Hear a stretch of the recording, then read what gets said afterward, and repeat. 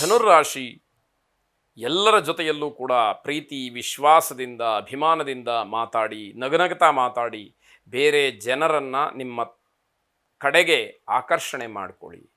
ಅದು ಜನಾಕರ್ಷಣ ಒಂದು ಶಕ್ತಿ, ಅದು ನಿಮ್ಮಲ್ಲಿ ಇನ್ನೊಂದು ಸ್ವಲ್ಪ ಹೆಚ್ಚಾಗಬೇಕು ಅನ್ನುವಂಥದ್ದು.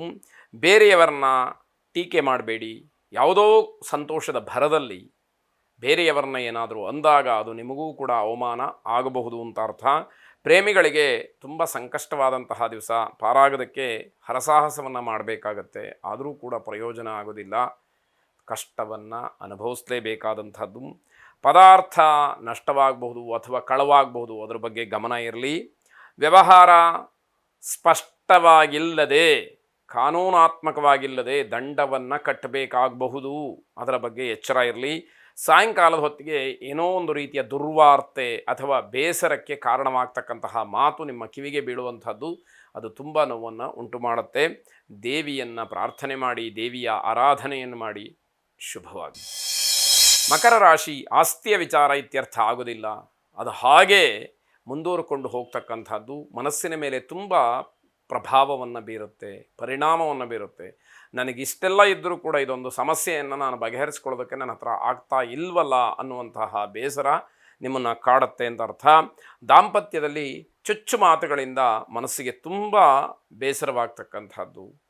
ಯಾವುದೋ ಕಹಿ ಘಟನೆ ನಡೆದು ಹೋಗಿರುತ್ತೆ, ಅದನ್ನೇ ಮತ್ತೆ ಮತ್ತೆ ಮುನ್ನೆಲೆಗೆ ತಂದು ಆ ವಿಷಯವನ್ನೇ ಪ್ರಸ್ತಾಪ ಮಾಡಿ ಮನಸ್ಸಿಗೆ ತುಂಬ ನೋವನ್ನು ಉಂಟು ಮಾಡ್ತಕ್ಕಂತಹ ಸಂದರ್ಭಗಳು ಮನೆಯಲ್ಲಿ ಹೆಚ್ಚಾಗ್ತಕ್ಕಂಥದ್ದಿದೆ.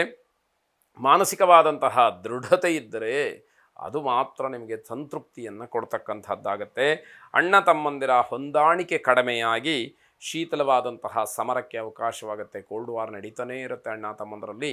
ಸರಿಯಾದಂತಹ ಹೊಂದಾಣಿಕೆ ಇಲ್ಲ, ಒಬ್ಬರು ಹೇಳಿದ್ದು ಮತ್ತೊಬ್ಬರಿಗೆ ಆಗದೇ ಇರತಕ್ಕಂಥದ್ದಾಗುತ್ತೆ. ಮಕ್ಕಳ ಜೊತೆಯಲ್ಲಿ ಬಹಳ ಮೃದುವಾಗಿ ವರ್ತನೆಯನ್ನು ಮಾಡಬೇಕಾದಂಥದ್ದು. ಆತುರಾತುರವಾಗಿ ಯಾವುದೇ ರೀತಿಯ ಹಣವನ್ನು ಹೂಡಿಕೆ ಮಾಡಬೇಡಿ. ಯಾವುದೋ ಜಾಹೀರಾತನ್ನು ನೋಡಿ, ಇನ್ಯಾವುದೋ ವ್ಯಕ್ತಿಯ ಮಾತನ್ನು ಕೇಳಿ ಹಣ ಹೂಡಿಕೆಯನ್ನು ಮಾಡಿ ನಷ್ಟಕ್ಕೆ ಕಾರಣ ಆಗುವಂಥದ್ದು ಬೇಡ ಅಂತ ಅರ್ಥ. ಮಾಂಗಲ್ಯ ಮೂರ್ತಿ ಲಕ್ಷ್ಮೀನಾರಾಯಣರನ್ನು ವಿಶೇಷವಾಗಿ ಪ್ರಾರ್ಥನೆ ಮಾಡಿ.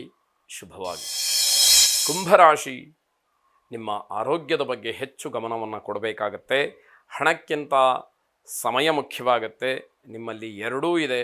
ಆದ್ಯತೆಯನ್ನು ಯಾವುದಕ್ಕೆ ನೀಡ್ತೀರಿ ಅನ್ನುವಂಥದ್ದನ್ನು ಗಮನಿಸ್ಕೊಳ್ಳಿ. ಒಂಟಿತನವನ್ನು ದೂರ ಮಾಡಿಕೊಳ್ಳಿ. ಕಾರ್ಯೋನ್ಮುಖರಾಗಿ ಒಬ್ಬರೇ ಇರತಕ್ಕಂಥದ್ದನ್ನು ಅಥವಾ ಒಬ್ಬರೇ ಕೂತು ಎಲ್ಲವನ್ನು ಚಿಂತಿಸುವಂಥದ್ದನ್ನು ದೂರ ಮಾಡಿಕೊಂಡು ಕೆಲಸದಲ್ಲಿ ಮಗ್ನರಾಗಿ ಉತ್ಸಾಹದಿಂದ ಇರಿ ಅನ್ನುವಂಥದ್ದು ಸಲಹೆ.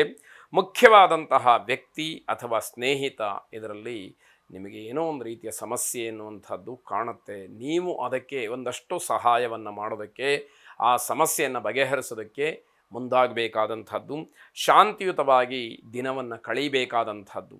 ಎಲ್ಲೂ ಯಾವುದಕ್ಕೂ ನಿಮ್ಮ ಮನಸ್ಸು ವಿಚಲಿತವಾಗಬಾರದು ಅನ್ನುವಂಥದ್ದು.